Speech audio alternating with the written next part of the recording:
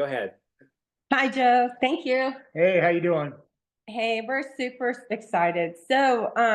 My husband is a retired Marine and has sustained a lot of injuries in his life. 3 years ago, he had a spinal fusion and a cervical fusion. So he has titanium plates. Well, apparently in June, he took a fall that we weren't aware of the consequences. And fast forward, he was hardly walking. By the end of August, he was having to use my mom's cane and he couldn't hardly walk. He was taking 2 to 3 oxy a day. And he was, I've never seen him in so much pain. And it just blew my mind. So I called his pain management doctor and scheduled him to get in the first week of September. And when we went to the doctor, I went with him, which I haven't been with him to his pain management doctor for 3 years. And when I went in, he's like, "Uh-oh, Donette's here." He's like, "It must be bad." I go, "This is really bad. I'm really worried." And his evaluation, he was really concerned. So he ordered an MRI, got the MRI done. Then the results of the MRI proved that he had a herniated disc. It was bulging and encroaching on the nerve that went down to his sciatic and was crippling his leg basically, with so much pain. And then I called his surgeon and we went to go see the surgeon and she ordered a CAT scan. And when the CAT scan came in, we did a conference call with her and she said, "Al, I'm really sorry, but this is worse than what we thought." She said, "You're definitely going to have surgery again. We're probably looking at a 4-level or 5-level fusion in your back."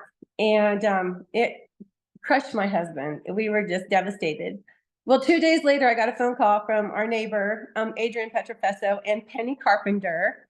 And they were telling me about this crazy technology that's helped Adrian's husband and helped Penny. And I was like, "Okay, what is it?" And they're like, "Well, it's a patch." I'm like, "What?"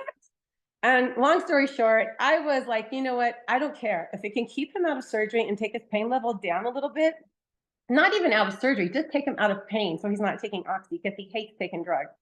Anyways, long story short, we ordered the biggest package because I was going to use it for my dog and myself and my husband and my mom. And I started patching him the next day. And Adrian gave me some patches to get started with. And so we started patching the next day with the X39.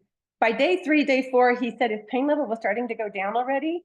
And he wasn't taking oxy, but he still had pain. And then on the 4th day, our patches came in. And then I started adding the Eon and the Ice Wave.